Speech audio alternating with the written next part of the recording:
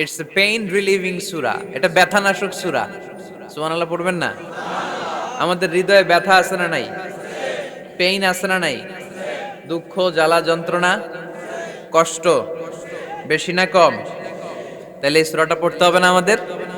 Pain relieving সূরা, আমাদের ব্যথাকে নাশ করে দিবে, আমাদের দুঃখ কষ্টকে স্মুথ করে দিবে। এটা মোটিভেশনাল সূরা। কোরআনের দুইটা সূরা লাগাতার মোটিভেশনাল, একটা সূরাতুদ দোহা আর একটা হচ্ছে সূরাতু আল ইনশিরাহ।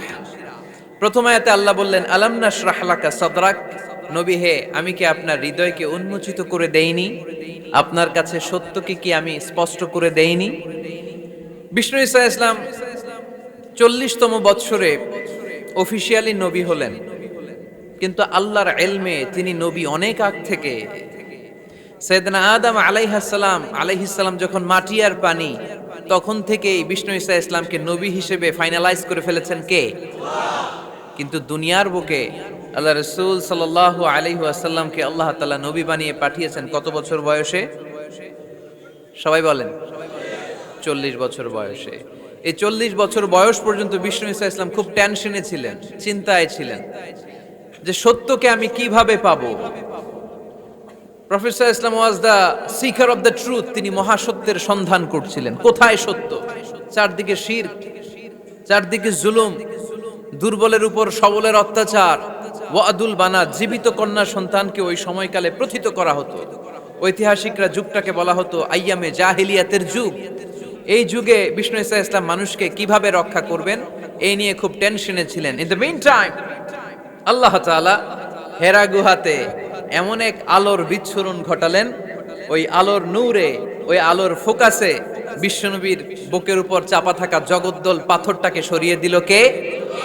হেরার গুহায় তোমারই ধ্যান, আসমান থেকে নামে আল কোরআন, ভাঙলো সবার ভুল তোমারই পরে, আসলো কোরআনের ছায়া তলে, খালিদ ওমর আলী আবু বকর, ইসলামী ঝান্ডা নিল যে তুলে, আল আমিন তুমি ছিলে যে সদা, সকল মানুষের তরে, হে রাসূল তোমাকে ভুলি আমি কেমন করে, হাজার ব্যথা বেদনার পরে, ফিরে আসনি তুমি আপন ঘরে, দিনের আলো তুমি ছড়িয়ে দিতে, চলে গেলে মদিনায় মক্কা ছেড়ে, হে রাসূল তোমাকে ভুলি আমি কেমন করে, হে রাসূল তোমাকে ভুলি আমি কেমন করে। ঠিক কিনা? এই রাসূলকে কি ভুলে থাকা যায়? হেরার গুহায় আল্লাহ তাআলা প্রথম কোরআনের আয়াত নাজিল করলেন, ইকরা বিসমি রাব্বিকাল্লাযী খালাক, read in the name of your lord who has created. এই আলোর বিচ্ছুরণ যখন বিশ্বনবীর হৃদয়ে লাগলো, বিশ্বনবীর কাছে সব কিছুকে সুস্পষ্ট করে দিল কে?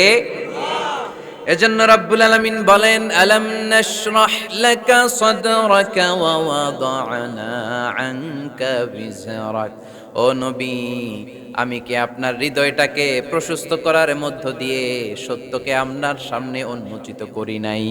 সুবহানাল্লাহ পড়েন। হে নবী সত্যকে তো আপনার সাথে আমি উন্মোচিত করেছি, আপনি বুঝতে পেরেছেন কোনটা সত্য, কোনটা মিথ্যা, কোনটা হক, কোনটা বাতিল। আমি আপনাকে আহলুল হিম্মা বানিয়েছি। আহলুল হিম্মা আর রাজুলু যু হিম্মা ইউহিল উম্মাহ, হিম্মতওয়ালা লোক সে জগৎকে নাড়িয়ে ফেলে। ঠিক কিনা? যুগ জামানা পাল্টে দিতে চাই না অনেকজন, এক মানুষই আনতে পারে জাতির জাগরণ। জাতির জাগরণের জন্য কি অনেক লোকের দরকার? একজন মুহাম্মদ সাল্লাল্লাহু আলাইহি ওয়াসাল্লামের মতো লোক দরকার। চিল্লায় বলেন ঠিক কিনা? যিনি গোটা বিশ্বকে নাড়িয়েছেন, গোটা বিশ্বকে কাঁপিয়েছেন। প্রথম যে নিয়ামত আল্লাহ তাআলা বিশ্বনবীর প্রতি নাজিল করলেন, আল্লাহ বললেন আলাম নাশরাহ লাকা সাদরাক, নবী আপনার হৃদয়কে কি আমি উন্মোচিত করে দেইনি? আপনাকে কি আমি ব্রড মাইন্ডেড বানিয়ে দেইনি? বিষ্ণু ঈসা ইসলাম কি ন্যারো মাইন্ডেড ছিলেন না ব্রড মাইন্ডেড? জোরে বলেন। আমাদের মতো সংকীর্ণ মনা ছিলেন বিশ্বনবী না, পাহাড়ের মতো, সাগরের মতো, আকাশের মতো বিশাল হৃদয়ের করে ওনাকে তৈরি করেছে কে? এজন্য আল্লাহ বললেন আলাম নাশরাহ লাকা সাদরাকা ওয়া ওয়াদা'না আনকা বিজরাক।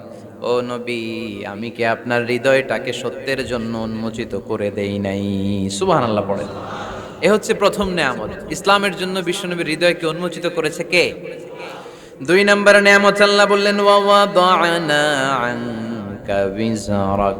নবী গো, আপনার পিঠে যে চিন্তার বোঝা, ওই চিন্তার বোঝাকে নামিয়ে আমি আল্লাহ হালকা করে দিয়েছি। বিষ্ণু ইসলামের বিশাল চিন্তা। বিষ্ণু বলতেন লা নবিয়্যা বা'দি ওয়ালা রাসূলা, আমার পরে কোনো নবীও নাই, আমার পরে কোনো রাসূলও নাই। যেহেতু উনি শেষ নবী, উনার পরে পৃথিবীতে আর কোনো পয়গাম্বার আসবে না, তাই উনার সময় থেকে শুরু করে কিয়ামত পর্যন্ত যত মানুষ এই পৃথিবীর বুকে আসবে, সব মানুষের জিম্মাদারি কার উপর? বিশ্বনবীর কাঁধের উপর। চিল্লা এখন ঠিক কিনা? এজন্য বিশ্বনবী এই দায়িত্বটারে কঠিন মনে করতেন। সব সময় তিনি কাঁদতেন, সব সময় তিনি দুশ্চিন্তা করতেন, সব সময় তিনি টেনশনে থাকতেন, না জানি হাজার হাজার লক্ষ লক্ষ উম্মতের নসিবে কি ঘটে যায়। আমি তো দুনিয়া থেকে চলে যাব, আমার পরে কিয়ামত পর্যন্ত যারা আসবে তাদের নসিবে কি হবে, এই নিয়ে বিশ্বনবী সব সময় দুশ্চিন্তা করতেন। এই দুশ্চিন্তার বোঝা বিষ্ণু ঈসা ইসলামের পিঠকে বাঁকা করে দিয়েছিল। আল্লাহ বললেন নবী, আপনি টেনশন করবেন না, আপনি হতাশ হবেন না, আপনার এই চিন্তার বোঝাকে আমি আল্লাহ নিজ হাতে সরিয়ে দিলাম। চিল্লায় পড়েন আল্লাহু আকবার। এজন্য আল্লাহ বললেন আলাম নাশরাহ লাকা সাদরাকা ওয়া ওয়াদা'না আনকা বিজরাক আল্লাযী আনকাযা যাহরাক ওয়া রাফা'না লাকা যিকরাক। তিন নম্বর আল্লাহ বললেন নবী, আপনাকে তিন নম্বর যে নেয়ামতটা দিয়েছি সেটা হচ্ছে ওয়া রাফা'না লাকা যিকরাক। আপনার সম্মানকে, মর্যাদাকে, আপনার নাম ধাম সুনাম আর সুখ্যাতিকে আমি আকাশ বাতাস ছাপিয়ে, সাত আকাশ কাঁপিয়ে আরশ পর্যন্ত তুলে ধরেছি। I have dignified your status, O my beloved prophet Muhammad sallallahu আলাইহি ওয়াসাল্লাম। আপনার মর্যাদা অনেক উপরে, অনেক অনেক উপরে আমি নিয়েছি। আপনার মর্যাদার ধারে কাছেও পৃথিবীর কোনো ব্যক্তি যেতে পারবে। গোটা বিশ্বের সব নবীদের মর্যাদাকে যদি এক পাল্লায় রাখা হয় আর বিশ্বনবীর মর্যাদাকে আরেক পাল্লায় রাখা হলে মুহূর্তের মধ্যে বিশ্বনবীর মর্যাদার পাল্লা ভারী হয়ে যাবে। এই আয়াত যখন নাজিল হলো, রাফা'না লাকা যিকরাক, নবী আপনার সম্মানকে, আপনার মর্যাদাকে, আপনার সুনাম সুখ্যাতিকে আমি আকাশ পর্যন্ত বুলন্দ করেছি। এই আয়াত নাজিল হওয়ার পরে মক্কার কাফিরেরা হাসতে আরম্ভ করল। তারা বলল, বলে কি? যার সাঙ্গপাঙ্গ হাতে গোনা মাত্র কয়েকজন, যে লোকটা জানে বাসে কিনা আমাদের হাত থেকে ওইটাই সন্দেহ, তার নাম সুনাম সুখ্যাতি নাকি সারা বিশ্বে ছড়ায় পড়বে। তারা বিশ্বাসই করতে পারছে না। আল্লাহ বলেন, তোরা আমার নবীর বিরুদ্ধে অপপ্রচার করবি, তোদের অপপ্রচারকেই আমি আমার নবীর প্রচার মাধ্যম বানিয়ে দেব। আমাদের বিরুদ্ধে অপপ্রচার করলে আমাদের লাভ না লস? আমাদের লাভ, কারণ আমাদের প্রচার কমিটি হচ্ছে ওরা যারা আমাদের বিরুদ্ধে লাগে, ঠিক কিনা? প্রত্যেকটা অর্গানাইজেশনের, প্রত্যেকটা ইনস্টিটিউশনের, প্রত্যেকের একটা পাবলিসিটির কমিটি বা টিম থাকার দরকার আছে না নাই? আমাদের পাবলিসিটি করার টিমের দায়িত্ব ওরা নিয়ে নিস। আমাদের কোনো পাবলিসিটি করা লাগে না, গোটা বিশ্বে আমাদের নাম ওরাই ছড়াই দিচ্ছে। চিল্লায় বলেন ঠিক কিনা? একটা নতুন পাগল আসছে, তার নাম মুহাম্মদ। নাউজুবিল্লাহ পড়বেন না? নতুন পাগল এসেছে, নতুন জাদুকর, নাম কি? মুহাম্মদ সাল্লাল্লাহু আলাইহি ওয়াসাল্লাম। তোমরা হজ করতে এসেছো, হজ করো, জমজমের পানি খাও, খেজুর খাও, কিন্তু মুহাম্মাদের কাছে যেও না। তার জাদু, তার magician power, it's not a simple magic. এটা সাধারণ ম্যাজিক নয়। তার কথা শুনলে বাপ ছেলের সম্পর্ক ছিন্ন হয়ে যায়। তার কথা শুনলে মা মেয়ের সম্পর্ক সেপারেট হয়ে যায়। তার কাছে গেলে স্বামী তার স্ত্রীকে ছিন্ন করে দেয়। খবরদার, তোমরা হজ করে ডিরেক্টলি নিজ নিজ এলাকায় দেশে ফিরে যাবা, এই জাদুকরের কাছে যেও। আচ্ছা, আপনারা বুঝে শুনে উত্তর দেন। এই যে হজের মৌসুমে লক্ষ লক্ষ মানুষ হজ করতে এসে মিনার তাঁবুতে অবস্থান করতেছে, এদের একটা লোকও কি বিশ্বনবীর নাম জানতো? কথা বুঝে নাই বোধহয়। এই হাজী সাহেবরা যারা আসছিল লক্ষ লক্ষ, ওই টাইমে একজনও কি বিষ্ণু ঈসা ইসলাম, ওনার নাম যে মুহাম্মদ, এই নামটা জানতো? আবু জাহেলের এই অপপ্রচারের মাধ্যমে প্রথম জানতে পারলো, ঠিক কিনা? এরপর প্রথম জানার পরে মনে মনে কই, কি রে, জীবনে তো এত বড় জাদুকরের নাম শুনি নাই, জীবনে তো এই মুহাম্মাদের নাম শুনি নাই, কি জাদু দেখায়, হজ করি আর না করি জাদু দেখে যাবো। কথা বলেন। এর কারণ আল ইনসানু হারিসুন আলা মা মুনিআ, মানুষকে যেটা নিষেধ করা হয় বেশি মানুষ এটা করতে চায় বেশি। সবাই নিয়ত করে ফেলাইছে হজের পরে এই মুহাম্মাদের সাথে দেখা না করে আমরা এলাকায় ফিরবো। সবাই এবার দলে দলে বিশ্বনবী সাল্লাল্লাহু আলাইহি ওয়াসাল্লামকে খুঁজতেছে। সুবহানাল্লাহ পড়বেন না? বিশ্বনবীর বাড়ির সামনে মানুষের বিশাল লাইন। আবু জাহেল কয় সর্বনাশ, চাইছিলাম কি আর হইল কি, করতে চেয়েছিলাম অপপ্রচার, ওইটারে আল্লাহ বানায় ফেলছে কি প্রচার। আল্লাহ বললেন তোরা আফসোস করছিস যে কেন এই আয়াত নাজিল হয়েছে, আর তোরা স্পর্ধার সাথে বলছিস যে এই লোকের সুনাম সুখ্যাতি গোটা বিশ্বে কিভাবে ছড়াবে, তোদের অপপ্রচারকে আমি আমার নবীর প্রচার মাধ্যম বানিয়ে দিয়েছি। ওয়ারাফা'না লাকা যিকরাক, নবী হে আপনার নাম ধাম সুনাম সুখ্যাতি আমি আকাশ চুম্বি করেছি। লোকজন বিশ্বনবীর সাথে দেখা করতে আসলো। দেখা করতে এসে বিশ্বনবীর নূরানি চেহারাটা দেখে সবাই পাগল হয়ে যায়। চাঁদের চেয়ে সুন্দর তুমি নবী আমার কমলিওয়ালা, চাঁদের চেয়ে সুন্দর তুমি নবী আমার কমলিওয়ালা, দু জাহানের বাদশাহ তুমি প্যারা নবী সাল্লাল্লাহু আলা, দু জাহানের বাদশাহ তুমি প্যারা নবী সাল্লাল্লাহু আলা, চাঁদের চেয়ে সুন্দর তুমি নবী আমার কমলিওয়ালা। সুবহানাল্লাহ পড়েন। বিশ্বনবীর নুরানি চেহারা দেখে প্রথম ধাক্কায় লোকজন বেহুশ। এসে দেখে কি নুরানি চেহারা, আমার পেয়ারা নবীর কি চমৎকার দাড়ি, কি চমৎকার বাবরি চুল, কি চমৎকার জুব্বা। জীবনে এত সুন্দর সুশ্রী পরিচ্ছন্ন মানুষ তারা জীবনে দেখে নাই। তারা বলে আবু জাহিল্লাই কইছি কি দেখি কি, কোনদিন কশ্চিন কালেও এই লোকটা পাগল হতে পারে না, কারণ পাগলের চুল থাকে উস্কো খুস্কো। এলাকায় পাগল আছে না, পাগলরা চুল আশ্রায় উস্কো খুস্কো চুল। পাগলদের চুলের মধ্যে থাকে জট, জামার মধ্যে থাকে ময়লা, ছেঁড়া ফাড়া জামা পড়ে, কি যেন বলে তারা নিজেরাই জানে না, এমন কোনো কিছু মুহাম্মদের মধ্যে দেখা যায় না। আবার এই লোক কশ্চিন কালেও জাদুকর হতে পারে না, কারণ জাদুকররা মন্ত্র পড়ে বিড়বিড় করে, ঠিক কিনা? এই লোক তো মন্ত্র পড়ে না, বিড়বিড় করে না। এমন এক কিতাব থেকে এই লোকটা আমাদেরকে কথা শোনায়, তার কথা শুনলে হৃদয়টারে ঠান্ডা করে দেয় কে?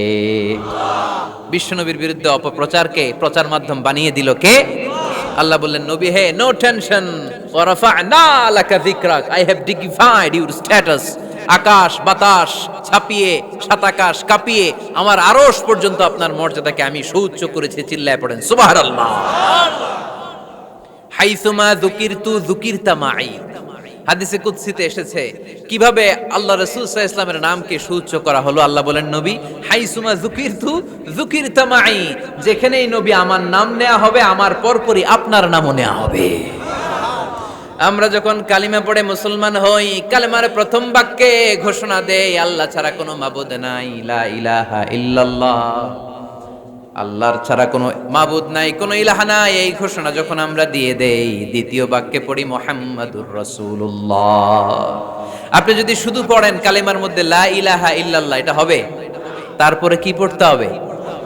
তার মানে যেখানেই আমার আল্লাহর নাম তারপরেই আমার নবীর নাম আছে না নাই? আবার যখন আমরা আজান দেই, আজানের প্রথম চার বাক্য আল্লাহর বরত্বের ঘোষণা, তারপরের দুই বাক্য আল্লাহ যে আমাদের রব এটার সাক্ষ্য দেয়, তার পরের দুই বাক্যে বিশ্বনবীর উপর সাক্ষ্য দেয়া লাগে কি লাগে না? আবার আমরা যখন নামাজের আগে একামত দেই, নামাজের একামতেও বিশ্বনবীর নাম আছে না নাই? কথা বুঝতেছেন? আজানে বিশ্বনবীর নাম আছে না আল্লাহর পরে? কালেমার মধ্যে আল্লাহর পরে বিশ্বনবীর নাম আছে না? নামাজ শুরুর আগে একামতের আগে বিশ্বনবীর নাম আছে না নাই?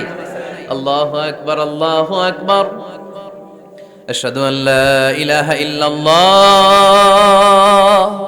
আশহাদু আন্না মুহাম্মাদার রাসূলুল্লাহ। সুবহানাল্লাহ পড়েন। যেখানেই আমার আল্লাহর নাম ওখানে আমার নবীর নাম আছে না নাই?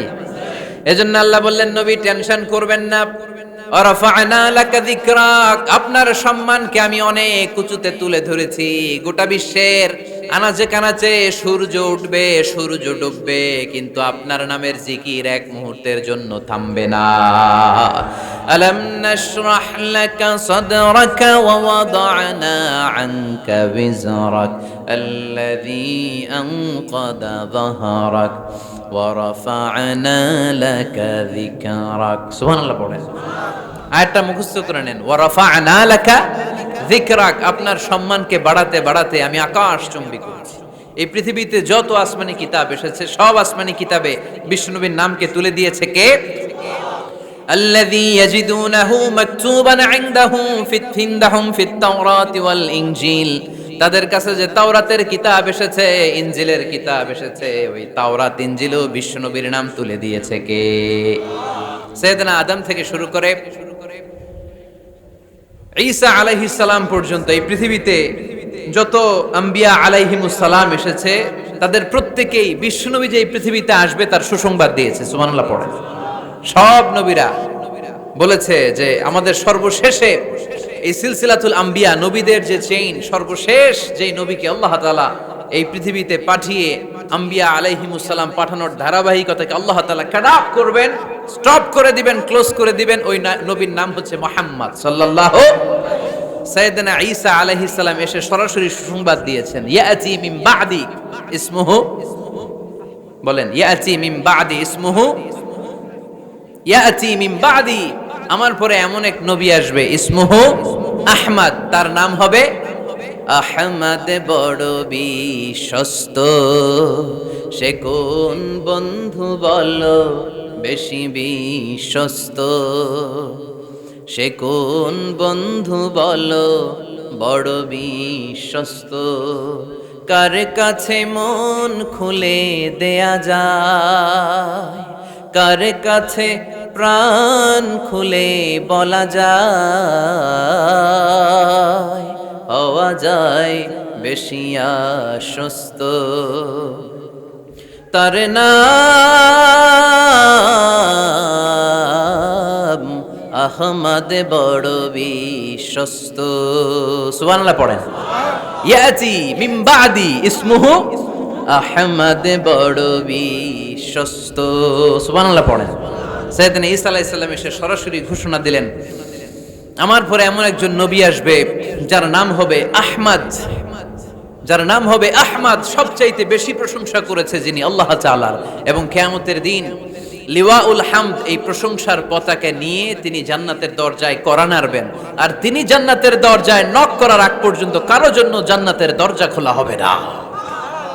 এজন্য আল্লাহ বললেন, আলাম নাশরাহ লাকা সাদরাকা ওয়া ওয়াদা'না আনকা বিজরাক আল্লাযী আনকাদা যাহরাক ওয়া রাফা'না লাকা যিকরাক। সুবহানাল্লাহ পড়েন। হে নবী, আপনার মর্যাদাকে আমি বুলন্দ করেছি। তিনটা নেয়ামতের বর্ণনা যখন দিলেন, এরপরে আল্লাহ বিষ্ণু ঈসা ইসলামকে, এলাকায় আজান কয়টায়? 45-এ, টাইম একেবারে শেষ না? ফাইন্না মা'আল উসরি ইসরা, কনসোলেশন। এবার সান্ত্বনা দিচ্ছেন, নবী আপনি টেনশন করবেন না, আপনি চিন্তা করবেন না, কারণ ফাইন্না মা'আল উসরি ইসরা, indeed with every hardship there is ease. প্রত্যেক কষ্টের পরেই আনন্দ আছে না নাই? প্রত্যেক দুঃখের পরেই সুখ দিয়েছে কে? এই যে পরীক্ষার জন্য তোমরা যারা অনেক কষ্ট করে পড়াশোনা করো, তারপর ফলাফল যদি ভালো হয়, আনন্দ আছে না নাই? যারা চাকরি করেন, সারা মাস কষ্ট করার পরে মাস শেষে যখন বেতনটা আসে, সুখ আছে না নাই? হ্যাঁ, রোজা রাখতে কত কষ্ট, কিন্তু ইফতারির সময় আনন্দ আছে না নাই? তারাবির নামাজ কষ্ট লাগে না? 20 রাকাত, কোমর ব্যথা হয়ে যায়, হাঁটু ব্যথা হয়ে যায়, কিন্তু 20টা রাকাত যখন কমপ্লিট করি তখন একটা সুখ আর আনন্দ অন্তরে আছে না নাই? সেটাই আল্লাহ বললেন, ফাইন্না মা'আল উসরি ইসরান ইন্না মা'আল উসরি ইসরা। ও নবী, চিন্তা করবেন না, কষ্টের পরেই আছে সুখ, দুঃখের পরেই আছে আনন্দ। ঠিক কি না? কষ্টের পরেই সুখ, সুখ এটা দুঃখের পরেই থাকে। আল্লাহ সেটআপটা এভাবেই করেছেন। দুঃখ, কষ্ট, বিপদ আর পরীক্ষায় মুমিন ভয় পায় না, কারণ মুমিনের হারাবার কিছু নাই। ঠিক কি না? আমাদের জীবনে যদি বিপদ নেমে আসে, আমরা কি চিন্তিত হই? কথা বলেন। আমরা তখন সবর করি, কি করি? আর সবরে সওয়াব আছে না নাই? কারণ মুমিন জানে, রাত যত গভীর হয়, অন্ধকার তমানিসা বেদ করে সুবহে সাদিক হয়। মুমিন জানে, গর্ভবতী নারীর পেটের যন্ত্রণা যত বাড়তে থাকে, নতুন মেহমান আগমনের সময় ঘনাতে থাকে, ঠিক কিনা? মুমিন জানে মুমিনের উপর বিপদ কষ্ট যত বাড়তে থাকে, সুখের সময় ঘনাতে থাকে, কাছে আসতে থাকে। চিল্লায় বলেন ঠিক কিনা? এজন্য আল্লাহ বললেন ফাইন্না মাআল উসরি ইউসরান, ইন্না মাআল উসরি ইউসরা। ও নবী, চিন্তা করবেন না, পেরেশান হবেন না। মাক্কি জীবনে আপনার দুঃখ কষ্ট, কিন্তু কিছুদিন পরে মাদানী জীবনে আপনার জীবনে সুখ নামিয়ে দিবে কে? আপনার জীবনে আনন্দের বন্যা বইয়ে দিবে কে? মোটিভেশনাল সূরা, পেইন রিলিভিং সূরা। আপনি বিপদে পড়লেই এই আয়াত নিয়ে চিন্তা করবেন যে বিপদের পরেই আনন্দ আছে, কষ্টের পরেই দুঃখ আছে। সমস্যা যেমনি আছে, সমস্যার সমাধানও। কথা বলেন, সমস্যা যদি থাকে ওইটার সমাধান আছে না নাই? Allah never creates a lock without its key. Allah এমন কোন তালা বানায় নাই যেই তালার জন্য চাবি বানায় নাই, ঠিক কি না? তালা যদি বানায় ওই তালার কি আছে? সমস্যা যদি থাকে ওইটার কি আছে? এজন্য কষ্টের পরে আনন্দ, দুঃখের পরে সুখ চিন্তা করার সুযোগ নাই। সবশেষ আল্লাহ গাইডলাইন দিলেন। প্রথম গাইডলাইন, ফাইদা ফারাগতা ফানসাব ওয়া ইলা রাব্বিকা ফারগাব। ফাইদা ফারাগতা ফানসাব। হে নবী, যখন আপনি দাওয়াতি কাজ করে করে, রাষ্ট্রীয় কাজ করে করে একটু ফুরসাত পাবেন, অবসর পাবেন, ফানসাব ফিল ইবাদা, আপনি একটু ইবাদতে মশগুল হয়ে যান, আপনি একটু দোয়ায় মশগুল হয়ে যান।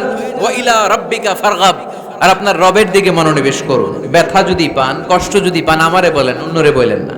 কিন্তু আমরা ব্যথা পাইলে শেয়ার করি কোথায়? সবার আগে কি বুকে?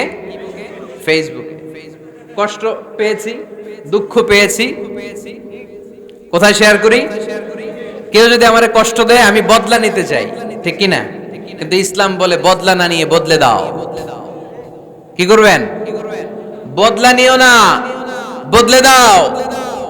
আল্লাহর কাছে বল, বন্ধুর কাছে বলার আগে, স্ত্রীর কাছে বলার আগে, ফেসবুকে শেয়ার করার আগে কষ্টের কথা শেয়ার করব কার কাছে? বিশ্বনবী সাল্লাল্লাহু আলাইহি ওয়াসাল্লাম আমাদেরকে এটাই শিখিয়েছেন। এই শিক্ষার মধ্য দিয়ে গোটা বিশ্বকে তিনি চেঞ্জ করে দিয়েছেন। তার নাম আওয়াজ করে বলতে হবে, তার নাম মুহাম্মদ সাল্লাল্লাহু আলাইহি ওয়াসাল্লাম। এই সূরা থেকে আমাদের জন্য শিক্ষা হচ্ছে, আমরা বিপদে আপদে সব সময় ভরসা রাখবো একজনের উপর, তিনি কে? আর মনে রাখতে হবে, the grief isn't permanent, the struggle isn't permanent. এই পৃথিবীর কোনো দুঃখ কষ্ট আর সমস্যা এটা পার্মানেন্ট নয়। সমস্যার পরে সমাধান আছে, দুঃখের পরে আনন্দ আছে। এই বিপদ পরীক্ষাগুলো আল্লাহ তাআলা আমাদেরকে দেন আমাদের কোমরকে সোজা করার জন্য, আমাদের পায়ের নিচের মাটিকে শক্ত করার জন্য। প্রতিকূল পরিবেশে কি করে টিকে থাকতে হয় সেটা ট্রেনিং হিসেবে এই পরীক্ষাগুলো আমাদের জীবনে দেয় কে? আর ফাইদা ফারাগতা ফানসাব, ফাইদা ফারাগতা ফানসাব। ও নবী, যখনই আপনি অবসর পাবেন, অবসর সময়টা আমরা কাজে লাগাবো। রাজি আছেন তো? আমরা অনেক সময় অবসরকে কাজে লাগাই না, কিন্তু যখন খুব বেশি ব্যস্ত হয়ে পড়ি তখন আমাদের মাথায় আসে, হায় রে, অবসর যদি কাজে লাগাইতাম, অবসরে পরীক্ষার পরে 3 মাসে যদি পড়তাম, আজকে ইউনিভার্সিটিতে চান্স পাইতাম, ঠিক কিনা? এজন্য যুবক ছেলেরা অবসর নষ্ট করা যাবে না, এগুলোর কাজে লাগাতে হবে। আর বিপদে আপদে সবসময় ভরসা রাখতে হবে একজনের উপর, তিনি কে? আজকের এই প্রোগ্রাম বাস্তবায়নে যারা সহযোগিতা করেছেন তাদের সবাইকে আমি শুকরিয়া জানাই।